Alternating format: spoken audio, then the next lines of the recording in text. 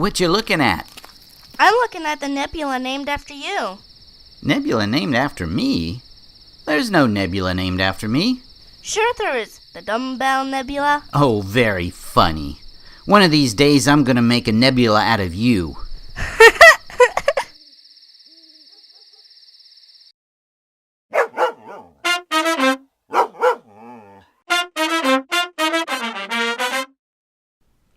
Let's Explore Astronomy is sponsored in part by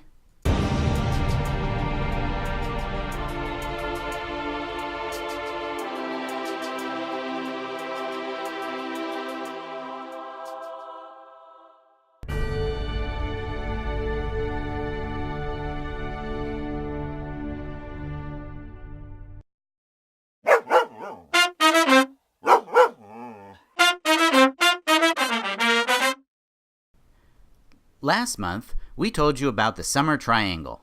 Just connect the stars Vega, Deneb, and Altair. In the middle of the Summer Triangle, you will find the faint constellation Vulpecula, which means little fox. It is just south of the constellation Cygnus, the swan, which we told you about last month also. If you follow the side of the triangle, connecting Deneb and Altair, and look about halfway between them, a little to the west, you will find M27, the famous Dumbbell Nebula. The Dumbbell is one of the best-known objects in the deep space sky. It is a planetary nebula, meaning it was created when a star went supernova and exploded. It is the remains of that explosion, the gases and dust blown out into space. M27 has a magnitude of 7.5 and is somewhere around 1,200 to 1,300 light-years away. It is believed to be between 2,000 and 3,000 years old. The Dumbbell is easy to view with a telescope or even with binoculars. It is one of the brightest planetary nebula in the sky. It was discovered by Charles Messier in 1764. It was the first planetary nebula ever discovered. Another spectacular object is found just south of the constellation Aquila. We told you about Aquila, the eagle, last month. If you find the last star in Aquila's tail and look just to the west of that, you will find M11, an open cluster. M11 is called the Wild Duck Cluster and is one of the richest and most beautiful clusters in the sky. M11 consists of over 2,900 stars. M11 is actually an open cluster, but the stars are concentrated such that it resembles a globular cluster. But M11 stars are only about 250 million years old, which makes it an open cluster, as opposed to a globular cluster, where the stars are billions of years old. M11 is about 6,000 light-years from Earth. As we move southeast from here, we will find two constellations of the zodiac, Aquarius and Capricorn. Aquarius is the water bearer, often described as a young man pouring water. Aquarius has many stories from ancient times associated with it. The Greeks said that it was Ganymede, a handsome young man who Zeus put in the sky to be the cupbearer for the gods. The Hindus called Aquarius Kumbha, meaning the water pitcher. Even the ancient Egyptians had a story about Aquarius, saying the constellation was the god of the Nile. Next to Aquarius, you will find Capricorn. Capricorn was named way back before 2000 BCE by the Babylonians and the Sumerians.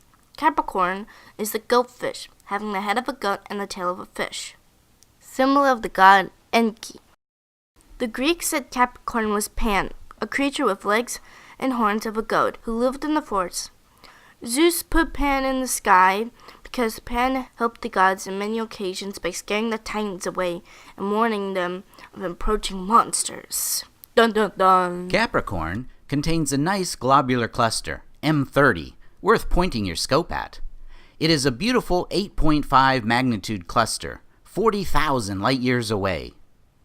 As we move south from Capricorn, we move into the southern hemisphere.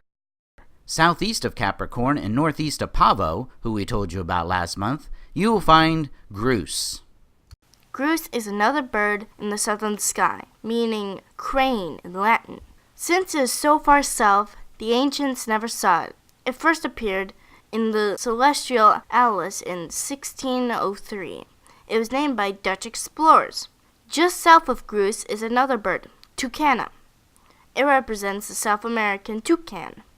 It was named by Dutch explorers in the 16th century also. Grus has several deep space objects in it. NGC 7424 is a spiral galaxy of magnitude 11. It is 37.5 million light-years from us. NGC 7213 is another galaxy easy to find with a telescope.